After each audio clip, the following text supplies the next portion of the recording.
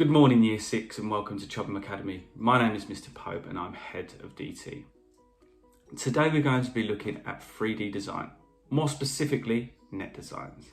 Now a net design is a two-dimensional shape with lines and grids which is then turned into a 3D object.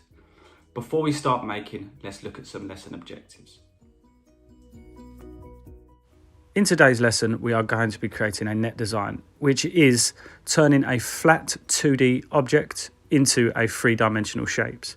And our lesson objectives are: know what a net design is and how to make one, be able to create a 3D object from a flat shape so that you are able to create a 3D model for future projects. Our lesson outcomes for today are: red, all students will be able to create their net design from a 2D shape. Amber, most students will be able to use the 2D shape to create their 3D design. And lastly, green, some students will be able to create their cube or 3D object with detailed design and colour.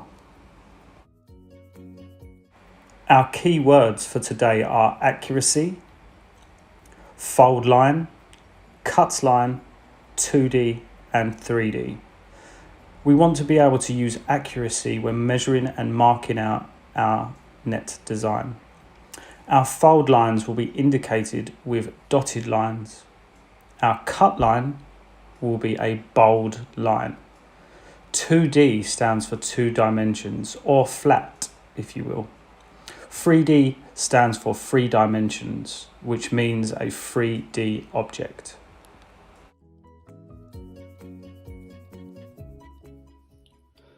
For the first part of the lesson, you will need a pencil, a rubber, a sharpener, a ruler, a pair of scissors and an A4 piece of paper. Using a ruler and a pencil, I'm now going to create a grid on the front of the A4 piece of paper.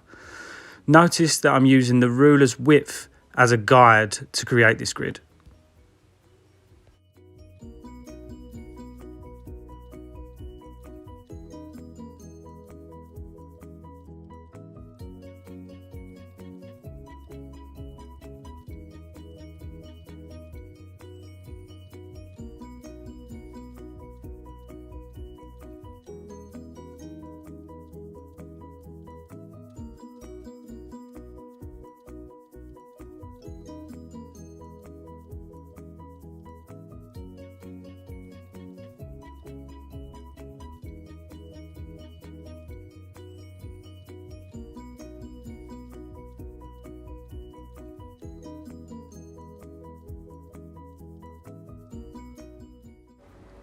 Now that the grid shape is finished, I'm now going to use a ruler and a pencil to create the 2D shape.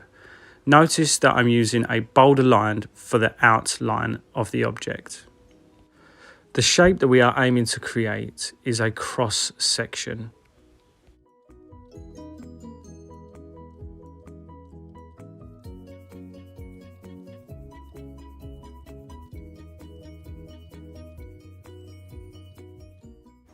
Notice that I'm adding dotted lines for our fold lines.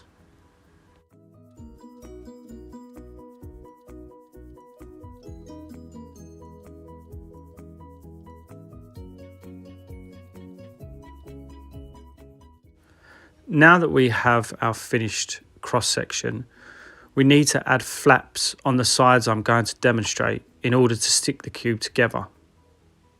We will do this by adding triangle sections to each of the sides I'm indicating in the video.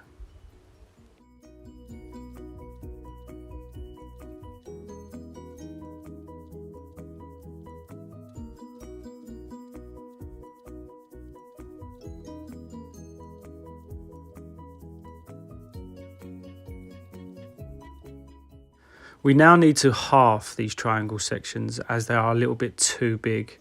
I'm doing this using a ruler and a pencil and just drawing a simple line through the centre of each.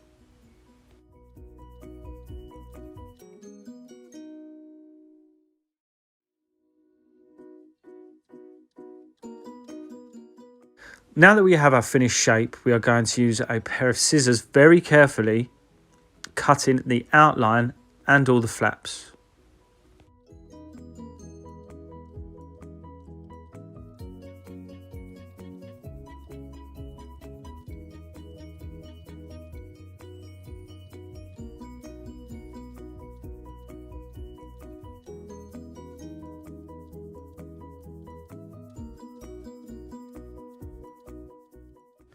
A top tip when cutting out is always use the very back of the scissors so it's easier to navigate through the cutting line.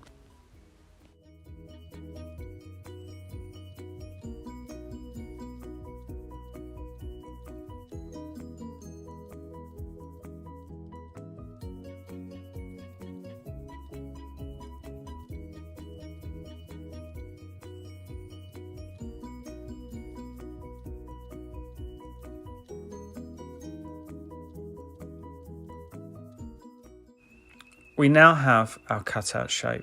Notice I have added dotted lines across all the sections that I need to fold. Using a ruler, I push each section up, folding it backwards and forwards to make the section more malleable.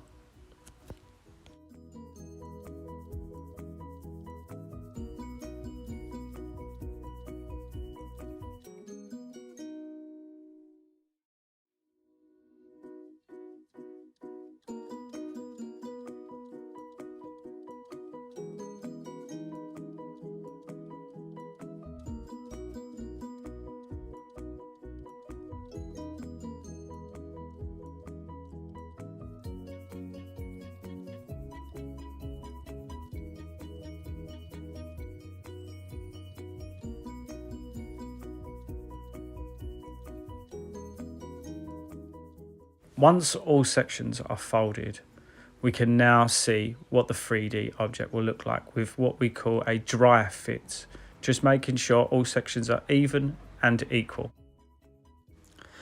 The next part is to add detail, colour and design. I'm just colouring in this section for time purposes. Please feel free to skip to the next section or speed it up.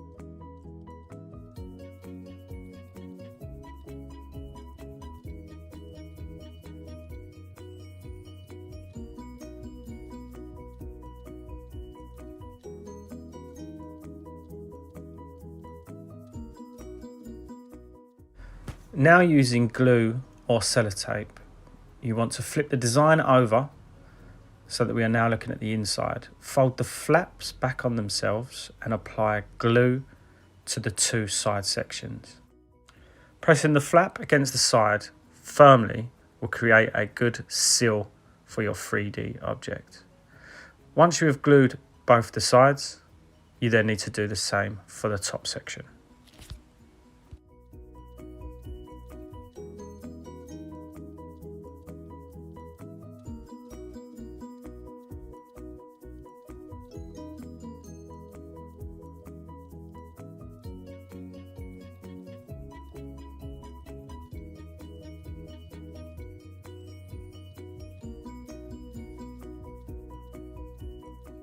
You have now created a